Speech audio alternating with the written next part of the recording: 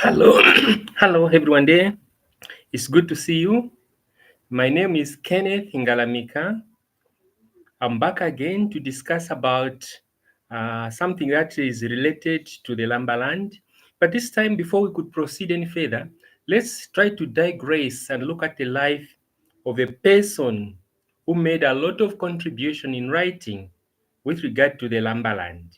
And this is no other than the most distinguished professor of linguistics. His name was Professor Dr. Clement M. Doke, the holder of the PhD. Arguably, Professor Doke was an outstanding and distinguished professor of linguistics of all times. And ever at any time produce a scientist like Professor Dock in as far as linguistic was concerned. He did his missionary work in Lambaland, and this is one of his greatest achievements which he had achieved in his lifetime, because he was among the earliest Europeans who left the who left the Eurocentric to come and study the Bantu languages. He did a lot. He studied all major languages in South Africa, like Zulu, Shona, and also he studied a lot of languages in Zimbabwe.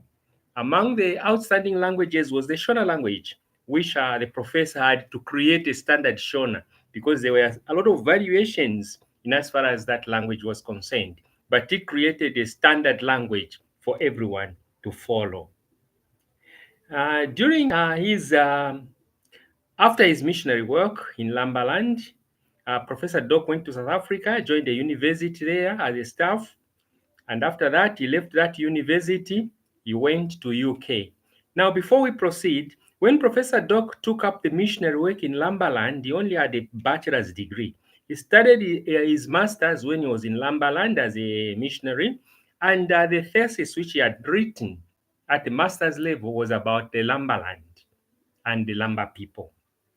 And when he went to South Africa, worked there, he went now to uh, the University of London, where he worked for many, many years. And after that, he retired from the academic life and he went back to South Africa and settled down there. Now, during that time of retirement, Professor Dock had engaged himself in many writings. And one other aspect we cannot overlook is the translation work, which Professor Dock had undertaken. Now, we'll look at some of his accomplishments, what he did during his retirement in as far as the writing and also the translation work was concerned. The most important book which he had written was about Southern Bantu languages. That was the title of the book. This book uh, covered a lot of things because it covered all languages that are in South Africa. It covered the languages that are in Zimbabwe. And among the other languages it covered was the Luba language. And then the other aspect was Ichilamba, which language he had learned and mastered during his missionary work. This book was so important and it was a good one because it featured on all countries that are in Southern Africa, mostly South Africa, Zimbabwe, and Zambia. The other book which Professor Dock was the grammar of the Lamba language. This book proved to be very useful to those people who were learning languages. It worked to help them how they can master the language and many aspects of languages. And a lot of universities utilized that book. Sad to say that at that time, Zambia had no university, but the universities were in South Africa and later on in Zimbabwe. The other book he wrote was entitled The Lambas of Northern Rhodesia. This was a very, very masterpiece of literature where he described the Lamba people right from migration, when they migrated from the Luba Lunda kingdom, how they traveled, how they settled in Lamberland, how the kingdom grew. You know, the Lamberland is very big and spacious at that time. It grew to extent we can say it was even an empire because, as you can see, that the Lamberland started from Mukushi, stretches up to Mumbwa, and from Mumbwa up to Solwezi, Ndola. That's the Zambian side. All this space was Lamberland, and then from there, you can say from Sakanya, it went straight up to Kolwezi in Lualaba province. That's quite a distance, massive distance. And then from Likasi up front there came to Kipushi. All this space was Lamberland. And this book covers all these areas. And it talks about a lot of things, how Lambas came to have kings, how there was kings ruled, the successions of kings, the division of the Lamberland when they started demarcating it, creating two Lambas, the DRC Lamba, which was called the Lambari ya Chinkumba, the Zambian Lamba, which was called the Lambari ya Busenga, the Bulima Kingdom, the Seva Kingdom, all those comprised one thing, which was the Lamba Kingdom or the Lamba Empire, we can rightly say. It's quite a fascinating book because it covers a period of over 400 years. And then the other book which Professor Doke had written is Tricking in South Central Africa. Tricking in South Central Africa. When he talked about the Central, he was talking about the Democratic Republic of the Congo. And then the South, he was talking about the Zambia. How he moved in all these areas. And this took him the period of 1913 to 1919. He was just on the move, visiting the whole Lamberland. And he talked about how he met different chiefs in the whole entire Lamberland, and how he connected with these people, how he got information from them. So this book basically is just about the journey which Professor Doke had undertaken. Very nice book to read. And then from there is the textbook which are now wrote for educators, which was entitled Textbook of the Lamba Grammar. This was for educators, how they can use it in educating their learners. And this was very useful, very, very useful book. And then came the other book, which was Lamba Folk, all Lamba stories. Lamba stories almost, they're about to completely go. Completely go. You can't find Lamba stories. But if you purchase this book, you can find all the Lamba stories that the old people of that time taught their children, because Lamba life was about story telling. And then the first book which he wrote in Lamba was entitled Ifintu Fyabalesa, The Things of God. This was an outstanding work because it was a scriptural textbook and people can use it for scriptural discussions. Very nice book. And then later on, he wrote another book, which was The Lambas of Northern Rhodesia, Study of Their Cultures, Their Customs and Beliefs. This was just about what Lambas believed in, what are the customs of Lambas, the tradition of Lambas, so that we can see that there is a clear cut between Lambas and other ethnic groups. But this book was different. It is important to note that this book was different from the Lambas of Northern Rhodesia. And the Lambas of Northern Rhodesia, their customs and beliefs, two different books. We need to take note of that fact. And then came a book which was entitled A Missionary Tour in Northwestern Rhodesia. This was written in 1913. This book talked about how Professor Doke and his father, Joseph J. Doke, undertook a trip from South Africa to Lamberland. They visited Kaflafta Mission, where already Reverend Phillips had established a mission station.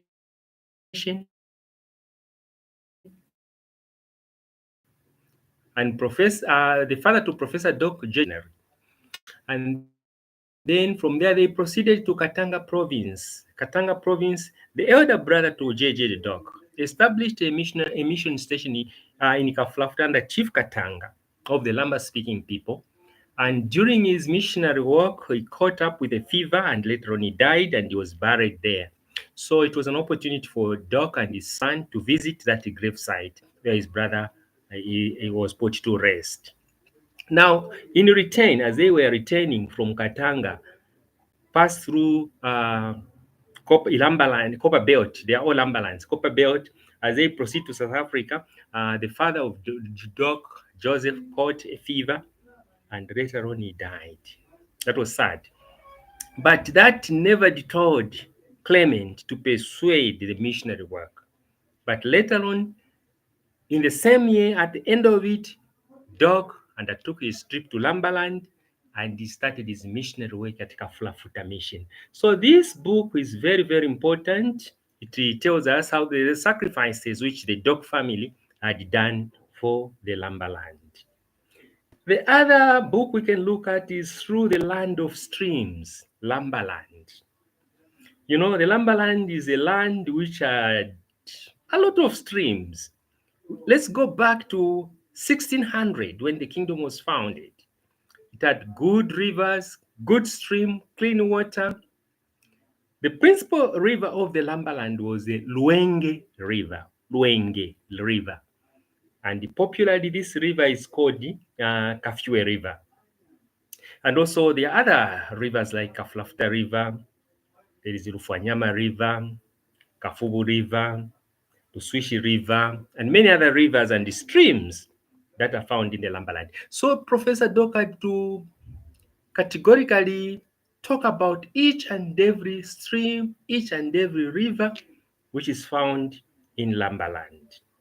And then there is a sketch, Lamba sketch, which was just a sketch he had drawn, giving up a map of the entire Lambaland. So fascinating, showing us how big the Lambaland was. Lamba is big.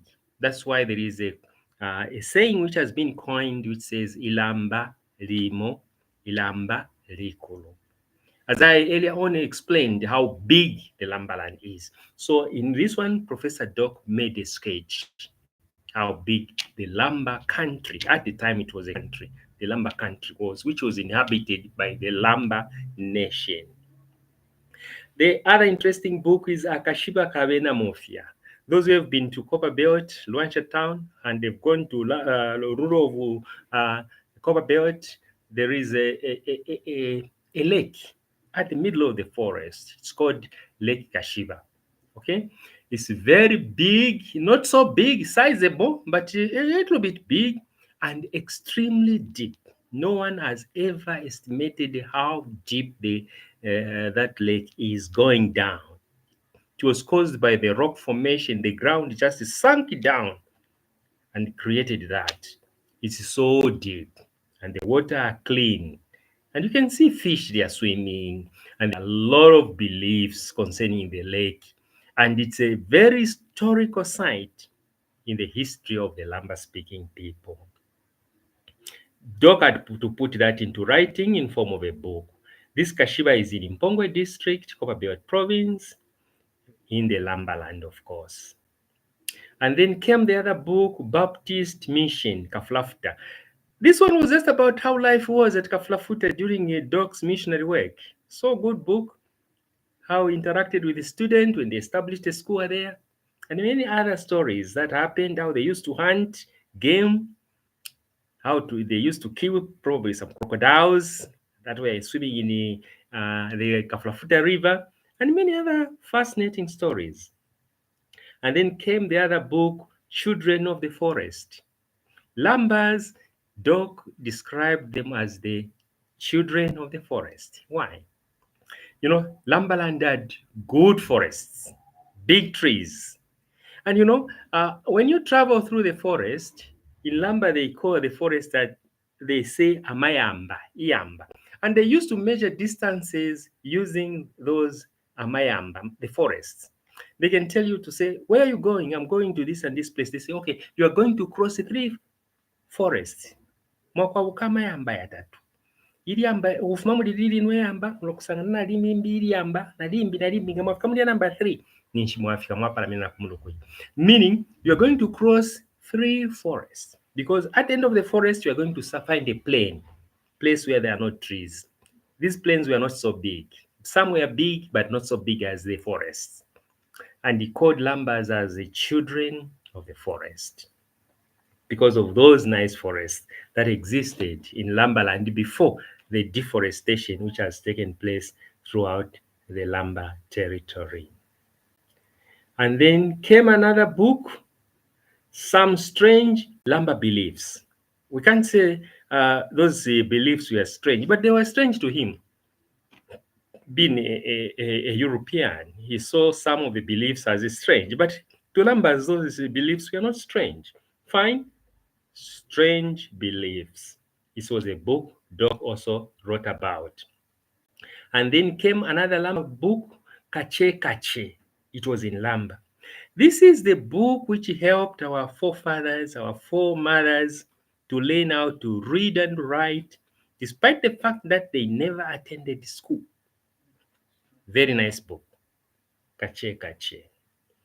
And then came another book, Ifishimikisho in Lamba.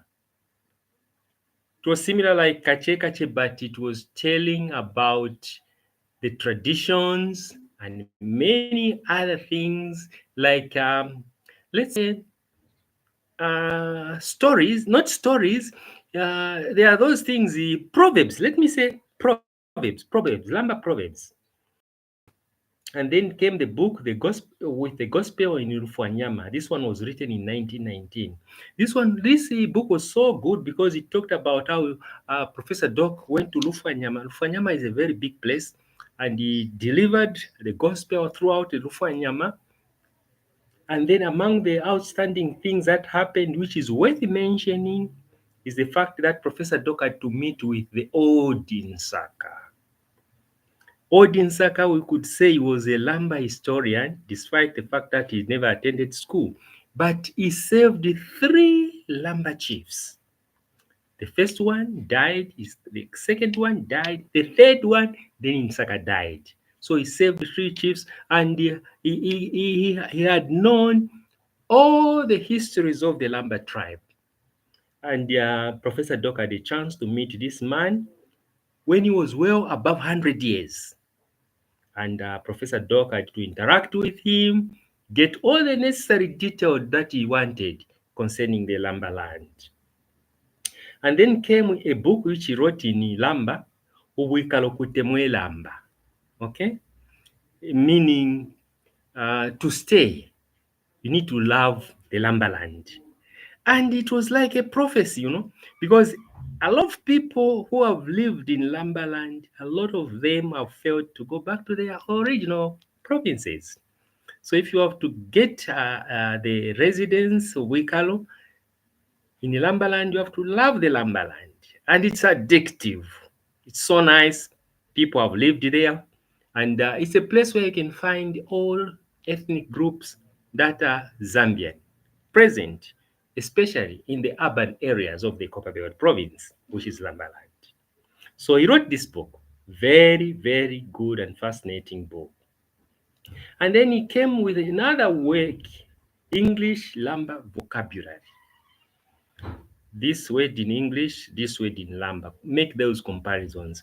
So if one wants to learn Lamba nicely, to get to know Lamba, this book is a useful tool. Now, among the outstanding works that Professor Doke did to Lambas was the translation of the Holy Bible from English into Lamba under the title Amashiwi Avalesa. This is a very good and outstanding work which Professor Doke had done, because it afforded Lamba people to read the Holy Bible in their own language. Very, very good thing. Now, in conclusion, let's look at the Lambaland magazine. Okay? There was a magazine which started to be printed in England as earlier as 1905. The magazine was entitled The Lumberland. It was featuring about the lumber land.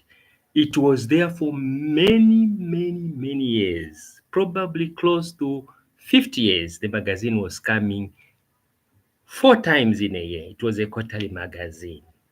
This magazine covered a lot of stories. I read one which was talking about the town of Ndola. Specifically, it was talking about the town of Ndola. That was the issue of April 1916. How the town of Ndola was a village at one point, lumber village, headed by a village headman named Kapo.